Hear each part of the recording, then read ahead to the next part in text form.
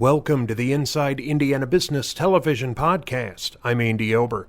Mitch Daniels signed on as Purdue University's president in December 2012.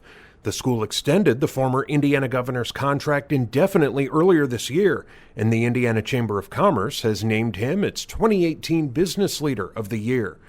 Daniels joined Inside Indiana Business host Gary Dick to talk about his time and future at the school. Lots going on here, to be sure. And I mentioned the Discovery Park project. More than $1 billion. Where did this idea, we'll talk about the specifics, but where did the idea hatch? The idea, the concept is not necessarily original. There are 2 or 3 of these so-called innovation districts around the country. The notion is around a research university, it ought to be possible to attract people to live and businesses to employ people. That's not that hard in a major urban area. What no one has done up to this point is construct one in a smaller community like West Lafayette. But we think, given the research prowess of Purdue, the many strong ties we already have and have for a long time had with businesses and important corporations, that we can pull it off. And it is happening. It's beginning to happen. Schweitzer Engineering Labs, I think, recently announced here 300 jobs initially. Is that an example of what could happen in this district? It's exactly the example that we've hoped for. Rolls-Royce beat them here a little bit, but that's a smaller facility mainly devoted to research. I've said from the beginning that the trigger, the catalyst to make this whole thing happen would be that first big investment by someone who's going to hire, in this case, 300 engineers and high-tech people, hope many of them Boilermakers, and begin to create the population that will buy the housing or rent the housing and be a bike ride or even a walk away from a high-tech job. Of course, now that we have that first big investment, I've changed my tune. Now the second one's the one that matters. Right. You know how that works. Yeah. But we're off to a good start. How important is that, in your view, to the university's mission to engage with communities and engage in economic development? I think it's central. In today's economy, the information, high-tech economy, Purdue University is training the most valuable and necessary workers of tomorrow. We're doing the research that is giving rise to new technologies that will make, we hope, the economy even stronger. And we're creating businesses. Right here where we're sitting, you're sort of in the cockpit of what has become one of the great generators. No college in the country has given birth to more startup businesses than Purdue the last 3 or 4 years. Your acquisition of Kaplan University, the online institution, raised a lot of eyebrows, seeing a lot of ads nationally for Purdue Global. Mm-hmm. How do you see that playing out? There are twice as many Americans out there, and Hoosiers, by the way, who started college and didn't finish. I'm not talking about people who stopped at high school or dropped out. People who spent some money, probably borrowed some money, and didn't finish. There are twice as many of them as all the 18 to 24-year-olds on all the campuses in America. They deserve a better chance in life that a credential or a diploma of some kind will give them. And the economy needs them to be better trained and prepared and able to move up. So we think, from a higher ed standpoint, Purdue was put here to open the doors of higher education to the middle class of its time back in the 1870s. These days, we can't fulfill that mission if we don't reach out to these 35 to 40 million working adults. Where do you see Purdue University 20 years from now coming back to the campus here in West Lafayette? What kind of environment, what kind of vibe do you expect to see here? I hope you'll see a series of Schweitzer engineering laboratories of all kinds, major businesses who have come to Indiana specifically because they can access not only the great Indiana business climate, but the special advantages I mentioned for here at being adjacent to the premier R1 Research 1 university we have. And that there will be residences full of the people who work in those businesses, as well as our faculty, right here on the campus. If you like, just a cooler place. Mm-hmm. We need that to attract the best students, the best faculty, and I think in our partnership with the city of West Lafayette, again, we don't know of another one like it in the country. 50-50 partnership, $100+ million of infrastructure to make all this work. We think we're going to create the next great Hoosier community. West Lafayette, or Lafayette's already the second fastest growing economy next to Indy Metro, and we think the sky's the limit. Lots going on at Purdue University. Purdue President Mitch Daniels, as always, thanks for being here. Thank you. Still to come, a look at a 10-county tech initiative and the mayors of Lafayette and West Lafayette. But first, Subaru of Indiana Automotive has seen rapid growth over the past 5 years. SIA has added over 2,000 jobs and invested around $1.4 billion during that time. Senior Executive Vice President Tom Easterday, who will retire at the end of the year, came on set to talk about the growth and his future plans. I mentioned those numbers, up over 5,000, 5,600 employees at the plant. Talk about your production levels. Absolutely. This year we're going to build over 380,000 units, and with a full year of Ascent production next year, that'll go over 400,000. And we've got over 40 suppliers in the state of Indiana, so they're all ramping up production too. And that, I think, is a point that can't be overemphasized. There is a supplier network that really, when we talk about economic impact, extends throughout the state. Absolutely. The Center for Automotive Research said that we have an economic multiplier of 11.4. So for every one job we create at Subaru of Indiana Automotive, we create 11.4 jobs in Indiana's economy. Very high economic multiplier. And it seems like you can't build vehicles fast enough. We have great associates, and they build a lot of quality into our vehicles, and they're working a lot of overtime right now. And that's because in the month of August, Subaru set an all-time record for sales. And our market share for Subaru in the last 10 years has gone from 1.2% to 4.3%. Wow. So with that, our production volume has continued to go up. Getting new models, new work, very important over the years to growing things here. And I know some of the big news here was the production of the Ascent. Yes, we began Ascent production on May 7th, and it's the biggest Subaru ever built.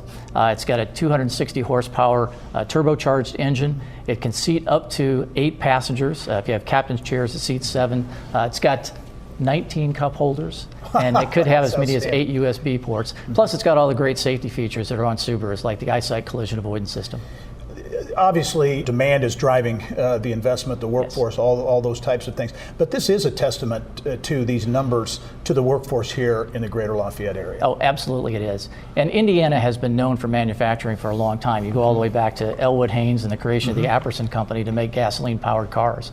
And, you know, Indiana's the most intensive state for manufacturing in the country, and because of that, there's not only that great heritage, but also a great desire to do well in manufacturing. And training programs, particularly working with state government on some of the training programs of the last few years, have really done well for manufacturers in Indiana and for SIA. What's going to be key to those growth opportunities? Well, I think number one, we've got to bring more people into the state of Indiana. Number two, we've got to keep those talented people that we have, and I think there are programs both on the state level and locally here to try and accomplish that.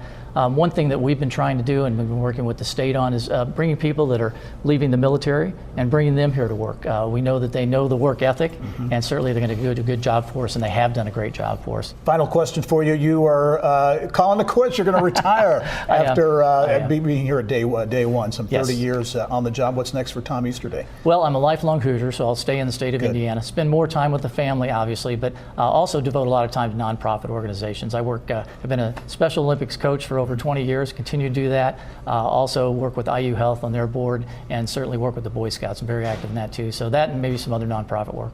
Glad you're staying here. You've had a tremendous impact not only in the company but the community as well. Tom Easterday, thanks very much. Appreciate it. Thank you. All right.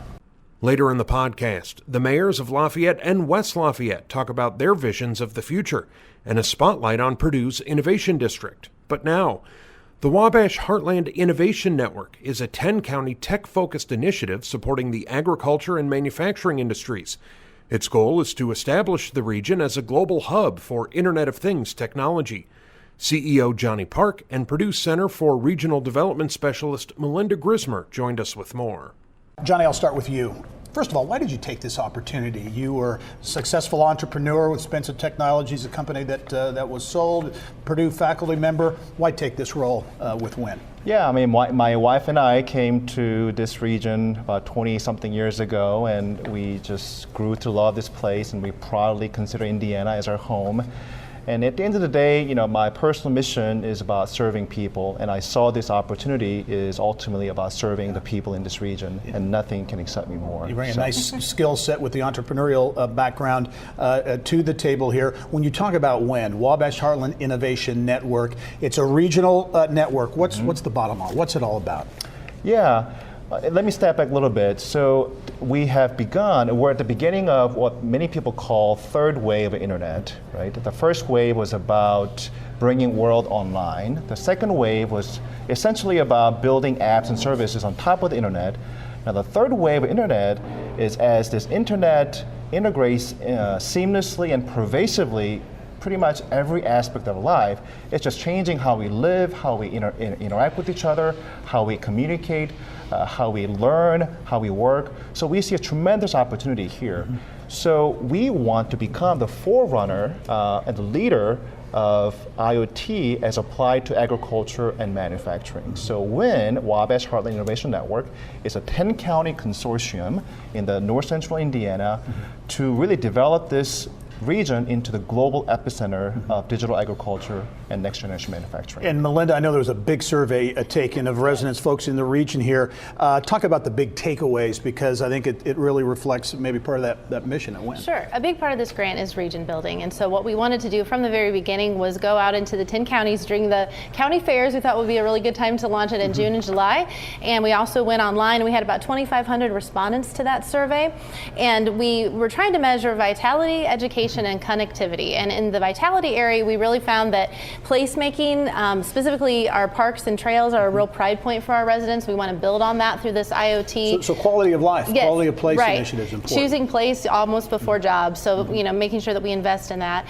Two, education, we found out there was a real priority for alignment of workforce and education. So across the region, how we can align those in a more strategic kind of way.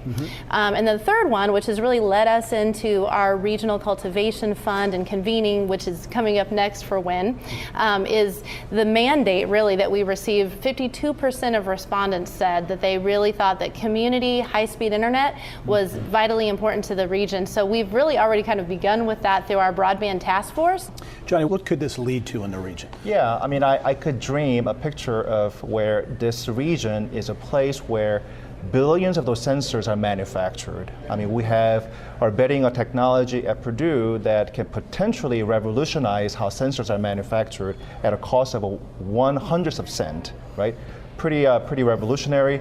But not only that, we want to be known as a region where ag producers and manufacturers are fully adopting digital technologies and demonstrably reaping benefits from it, so that other people who are wanting to get into the space will come and learn. And this is a place that's happening about IoT and agriculture manufacturing. So we want to be the forerunner of agriculture and manufacturing as applied to IoT. How about the buy-in? 10-county area collaboration is key to this. What's the buy-in so far? I think the buy-in's been great. It was very fun, visiting with residents just on a one-on-one basis. We've done that in many ways with local elected officials and in all kinds of ways.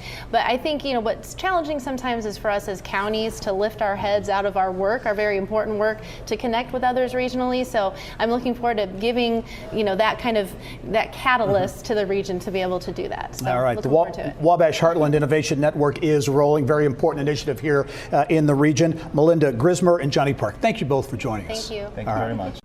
Remember, you can catch Inside Indiana Business Television on stations throughout the state every weekend. Head to InsideIndianaBusiness.com to check listings.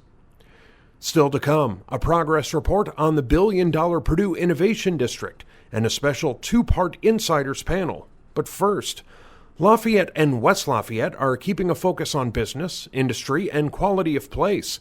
Lafayette Mayor Tony Rosworski and West Lafayette Mayor John Dennis came on set to talk about some of their city's transformational projects and their visions for the future. Well, I want to start our conversation with the word collaboration, because I think in this day and age, you two represent something that's unique. Two mayors of differing political parties who actually get along together. You've known each other for a long time. But that's translated into some of these economic development projects and the work that we're seeing up here. Well, it really has. A lot of people can just go online anywhere and see some of the great work that we've done. But I think one of the things that really goes unnoticed is how we've done it, the process that we've gone through. And obviously, Tony and I go back many years. I always tell everybody that the only relationship I've had longer than the one I've had with it is my wife. But we work collaboratively together. We realize that, if we're all pulling on the same side of the rope, it's going to make things go much more smoothly. And this isn't just with development. It's with quality of life issues. It's with law enforcement issues. It's in dealing with, if we're doing a major project in West Lafayette, working with Tony and his administration to work on traffic issues. And probably most importantly, it's sort of setting an example for the rest of the state of Indiana that two mayors with two incredible but unique cities can work collaboratively together to make it one amazing area. Well, when you look at putting in, as John said, whether it is infrastructure, water, sewer, roads, traffic, quality of life issues, but also how we use our financial resources, we can be good stewards of the taxpayers' money by working together on these projects, planning together, whether it is the riverfront or whether we're looking at where that next road goes or how we pool those resources for quality of life. That collaboration works in a lot of ways to make us more competitive in a global economy. You talk about there's so many projects going on, big projects here. One of them that would create somewhat of a joint downtown almost is the riverfront development. Talk about that, and I'll have you both talk about it, but talk about that project. Well, in Lafayette right now, we spend about $15 million in the last couple of years on downtown development. John has spent a lot working on the State Street, but what holds all of that together is the Wabash River Enhancement Corporation. It's a 501c3 that we both serve on, that's working at taking that urban core of Lafayette and West Lafayette and how we develop amenities. We're right in the middle of building our first riverfront promenade, acquiring land parcels that we need. Yeah, and Mayor, the real connector there is the State Street. Absolutely. State Street, and there's just a massive project underway there. Absolutely. It's a $120 million road project, which in these days just sounds incredible. But I think Tony really nails it when he talks about making sure that we remember what our focal points are.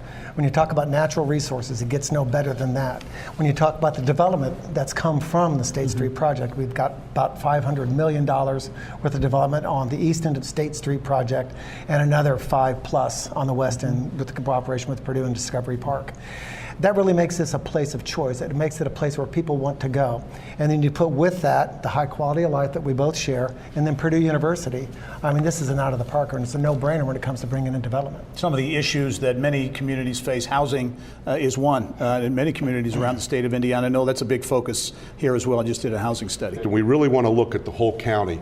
You know, we know what we need to do as far as quality of life, recreation, but a big piece of that also is how are we ensuring that we're building the housing of the future, the neighborhoods of the future that will attract people literally from around the globe, high density, low density, condominiums, homes, different pocket neighborhoods. And so we're doing this study together so we know 10, 15 years down the road what we also need to be doing from a housing standpoint to ensure that we can remain competitive. What do you see or foresee for your community 20 years out? More the same. When you have a university like Purdue within your city limits, that sort of really stabilizes a lot of what you do. When you talk about doing the research to make sure that we're doing the right thing with housing, sociologically, housing choices on college students' behalf has changed. They used to want to live in neighborhoods, live in residential areas, to have a dog and tons of roommates and stuff. Now they want to live in sort of high-rise areas. They want to be more densely populated areas. They want to actually be able to walk to where they want to go, where things are happening. Recognizing that is a trend that's going to be coming online in the future. Also, from the Purdue side of the house, making sure that we have complete accessibility with technology. Give you the last word. You know, we're looking at quality of life issues with a new baseball stadium, expanding our zoo, our trail systems, but also 10 to 15 years, we're doing, like I said, the housing study and a downtown housing study. We're looking at all of those things so our advanced manufacturing base can continue to grow, our startup, our innovation community can continue to grow, that we're working to create high-paying jobs to give people a high quality of life in our community and look at all the different transportation options that they're going to be looking for in the future and putting the infrastructure in place now to make that happen. All right, two very busy guys here. Lafayette Mayor Tony Rosworski, also John Dennis, the Mayor of West Lafayette. Thank you both for joining us. We'll talk to you soon. We appreciate it. Thank you. Later in the podcast, business and Purdue leaders join us for a two-part Insiders panel in front of a studio audience. But first, the Purdue Research Foundation first announced details of a proposed $1.2 billion Purdue Innovation District in 2016. Plans include a hotel and conference center, as well as retail, business, research, and industrial space. Planning and design work will get underway in the coming months. Purdue Executive Vice President for Communications Dan Hasler and Purdue Research Foundation Chief Innovation Officer David Broker joined us with more. We talked with President Daniels earlier in the show a bit about this, but Discovery Park, give us, Dan, the bottom line on this major investment, $1 billion plus. What's it all about? Well, it's all about creating collisions, right? We pride ourselves in being wildly business friendly in Indiana and business friendly and research friendly here in West Lafayette. And what we've learned over time is we are best at serving those industrial clients when we have close proximity, when we live together. So, David and the crew are all about building a community that represents a collision zone really between industry and academia. Dave Broker, your name is well known in the life sciences circles and in innovation around the state of Indiana. Just recently came to Purdue. Talk about what really intrigued you or interested you about this opportunity. Well, Purdue's one of the top universities in the world, and known for its engineering and science, incubation, startups, commercialization of technology, and I just wanted to be a part of it. Yeah. As you mentioned, life science has sort of been my background, but what's been great about being up here at Purdue is I feel like I'm going back to school again in many respects, learning about all the innovation that takes place here on campus. You talk about innovation and tech transfer. Talk about the opportunities that you see, and again, with the resources here, physical, and then the talent that is here, what the opportunities are. Well, when I was outside Purdue at the IBRI and starting companies and things like that, under the leadership of President Daniels and Dan and Brian Edelman and Greg Deason and the group here, I always found that Purdue, you were always able to hit the easy button to get things done. And I think that legacy is going to continue as we move forward. We're doing, the definition of insanity is to keep doing the same thing and expect different results. We want to continue to progress. We want to continue to develop and accelerate the pace of innovation here in the greater West Lafayette area. Talk a little bit more about how you see this evolution as part of a really large R&D and innovation center. Well, so we've made it about as easy as it can possibly be working with a public institution to engage and to get access to the intellectual property. Now it's about supporting those collisions, as I said before. Most of these good ideas here and around the world happen when people come in contact with each other. Mm-hmm. We have this wonderful luxury in Indiana of being able to spread out if we want to. Well, like a gas, when you spread out, you cool down. By creating an event, creating a spot like this where people will want to become dense, will want to be with other people, will want to interact and scrum, we expect that's going to create light. And it's going to cause people to see the IP that we're developing much more quickly and to get it where it belongs, and that's in somebody's working lab and in the marketplace. The Convergence Center is going to be a very high profile, kind of a gateway to the project. We really want that to be the front door, the business front door for the university. I'd like to say, if you're here for a basketball game, you know where to go. If you're a senior in high school, you know where to go to evaluate Purdue as a university or a college for you. If you're a business or a company or a venture capitalist, where do you go? You don't always know where to go. So we want to create the front door to this district, all the things that Dan mentioned. So we're planning to co-locate probably in about 30% of this building, all the Purdue functions that engage externally with companies and investors and people, innovators. And then the rest of the building would be curated by companies. Dan Hassler, Dave Broker, thanks very much for joining us. We'll talk to you soon. Thank you. Still to come, Purdue leaders talk about an upcoming major milestone. But first, we dive into a special Insiders panel with a live studio audience. Part 1 features former Wabash National Chief Executive Officer Dick Geremini, Matchbox Operations Manager Amanda Findley, and Nutramaze co-founder and CEO Evan Rochford. Dick, I'm going to start with you as we talk about challenges for the region. A lot going on here, obviously, with so many transformative projects. But as you look at challenges the region faces, what would you identify? Well, some of the biggest challenges, most significant ones that manufacturers in the area face, and all industry in particular, are a skills gap and an overall labor shortage. With the economy booming as it has been for the past few years, especially in this last year or so, we're finding it more and more difficult to find the kind of talent that you need to deal with the type of technology that we all have to deal with today in the manufacturing sector. And then there's just a shortage overall of people just to fill any type of job. What has the Matchbox done to help diversify the economy? Yeah, I think we've given a place to people who can work from anywhere from that Matchbox space. Dick talked a little bit about filling this skills gap, but we also want to create a community where people want to live and make sure Lafayette remains a community where people want to live. And I think Matchbox contributes to that a little bit too. So you can have traditional employees working alongside freelancers and people who are working for organizations all around the country and around the world from Matchbox and from Greater Lafayette, but we're also hoping to contribute to that downtown landscape too. So having a vibrant and relevant and cool Main Street. And Evan, your company, it's NutriMaze, right? Fascinating company, and you even brought a prop. So tell us about NutriMaze, because I think the innovation, the technology that started it all came out of Purdue University, right? That's right, yeah. So our technology is a more nutritious, better tasting variety of non-GMO corn, which has this beautiful orange color. And so it was a Purdue technology. It was developed for humanitarian purposes. And what's kind of cool about that is, most of the time people think about things that are developed to help the developing world, just helping the developing world. But now we're going to bring that back and commercialize that here in the United States and potentially provide some health benefits to Americans and capitalize on all those millions of dollars that were spent on the basic research and on the international work. Lafayette, West Lafayette as a place to grow this business. How would you rank it? How would you rate it? I think that Lafayette is a great place to have a business, to grow a business.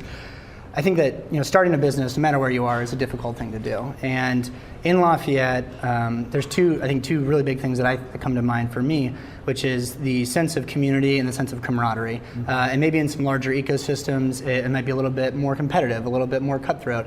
Here, people really aren't stepping over each other to get ahead. They're really working together and helping promote each other. There's much more of the rising tide lifts all boats mentality. The word collaboration, cooperation keeps coming up throughout the broadcast, and in particular with this Wabash Heartland Innovation Network, which is a big initiative. Dick, as you see the potential there, what do you see? 10-county area focused on creating really a hub for advanced manufacturing and digital agriculture, right? It's all revolving around innovation, or Internet of Things, being able to take that technology, the sensor technology, the ability to capture, collect data, analyze data, and be able to reduce variability, improve quality, improve output, increase uptime, decrease downtime. All those things can help businesses prosper, and that can happen not only in the manufacturing sector and the advanced manufacturing side, but also with precision or digital agriculture. And it's an exciting opportunity for our whole 10-county region. Yeah, well, as you look at the opportunities and some of the big transformative projects going on here, as you think about 5, 10, 15 years down the road, what's going to be key, Amanda, in your view, in these things happening and really the full potential being realized in the region? I think making sure our community stays relevant and that we're fostering opportunities for young people who are committed to the Greater Lafayette community to come up in leadership roles. I think that'll keep us vibrant and relevant in that capacity. We have great leadership in this community, setting a great example for up-and-coming leaders. I think that's pretty vital. Evan, what's your take?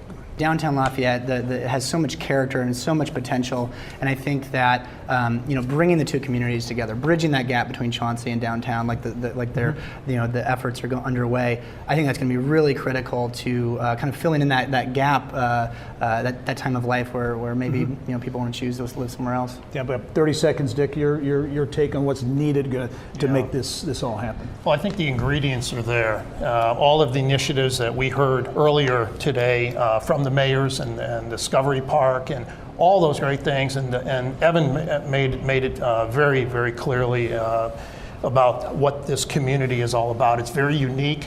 Someone who did not grow up here and came here 16 years ago, I was so impressed with the friendliness of this community, the welcoming attitude and environment that you come into, the collaborative nature of everyone, no matter what side of the aisle they're on. People work together to move the ball down the field and to get it across the finish line, and that makes it very special. And having had my 42-year career, I'd lived in a number of states, and this by far sets a standard for that collaborative way of getting things done. Very good.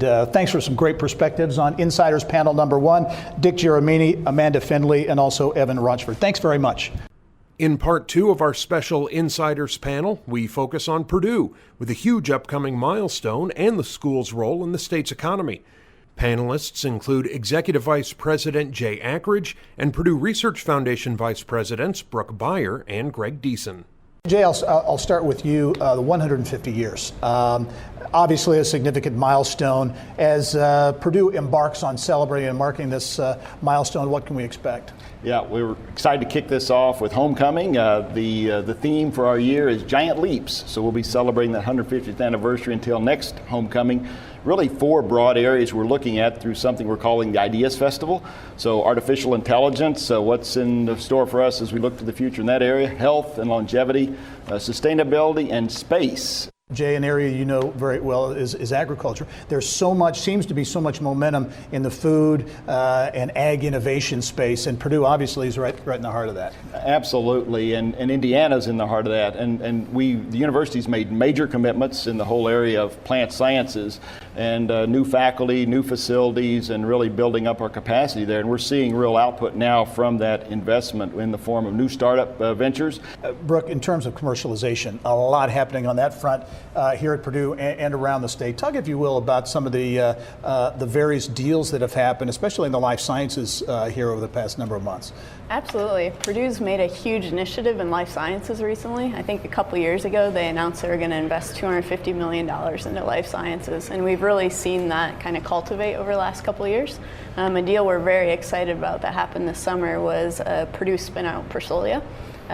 Got acquired by a large mass spec manufacturer called Waters, and that is just a great success story of Purdue technology going to the hands of a large company. In terms of commercialization and the opportunities that you see, in particular, because people think of Purdue as an engineering school, and obviously it is, but in the life sciences, there's real opportunity there. Absolutely. We have about 350 some disclosures a year coming in from our faculty, and 40% of those are coming from life science initiatives. Wow. So even though we are thought of as an engineering school, there's a big push in the life sciences as well. Startups, Greg, huge impact, and they continue to grow, averaging almost 25 a year now. And that and the connection that Purdue has extends throughout the state. We were recently at Crane in southern Indiana. What an amazing place that is. There's impact from Purdue there as well. Seeing more than 200 new startups in our ecosystem is going to have vast impacts on the future. And I'm glad you mentioned Crane.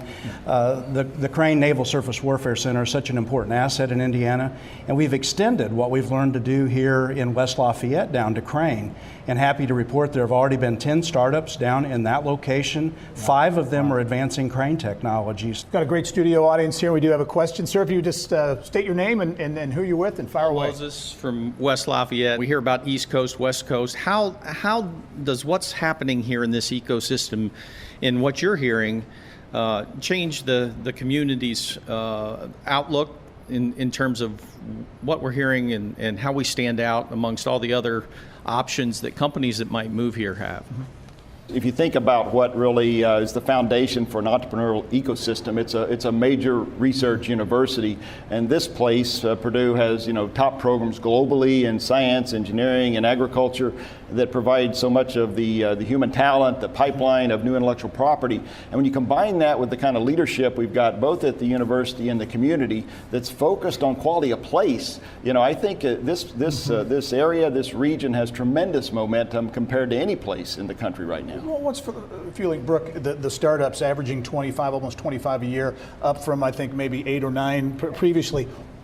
What's causing that big increase, do you think? I think the big shift happened about 5 years ago when President Daniels joined and made the mission really to get technology out to marketplace and not to focus on royalties and licensing come up front, but make sure we're doing our land grant mission to get these technologies out there. So with the faculty, we've made it very easy for them to license their own innovation, to form the startup. We put in place programs such as the Foundry, which Greg can talk about, to really support that entrepreneurship and help coach students and faculty. Yeah, Greg, tell us about the Foundry. That's another asset here at Purdue. Well, and we did make a deliberate decision. We wanted to take the ideas that are here and create impact. And one of the ways we chose to do that was to reallocate some of the resources that were coaching businesses to really provide those entrepreneurs with the best approaches to their idea to figure out if there's really a market for that. That's made a huge impact. Now we have another question from the audience, sir. Hi, Gary. Tony Denhar with GE. Paul just mentioned, looking at this area in the state of Indiana and, kind of the light flashing on the great things that are going on. What are we doing or what do we need to do to really help tell that story, to let everyone know about all the great things going on in the community? Yeah.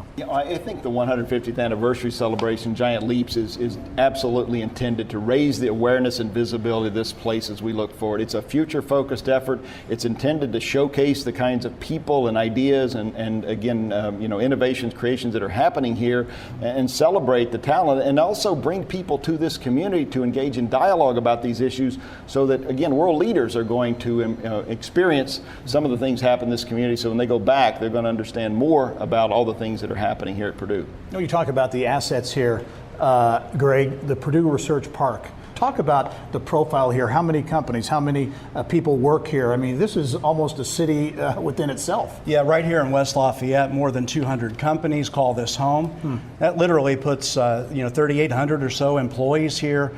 And one of the things that's great about that, though, is these are high quality jobs. These are averaging $80,000 per job. And so when you kind of compare that to the questions that have just been asked, this is a great place for you to live, to work, to play, and also to learn. Jay Ackridge, also Brooke Beyer, and Greg Deason. Thank you one and all for being on the Insiders. That wraps up this week's Inside Indiana Business television podcast. Remember, you can find all of this week's TV segments, as well as the top business news from throughout the state, at InsideIndianaBusiness.com. While you're there, you can also subscribe to our platform of free e-newsletters. This is Andy Ober for Inside Indiana Business.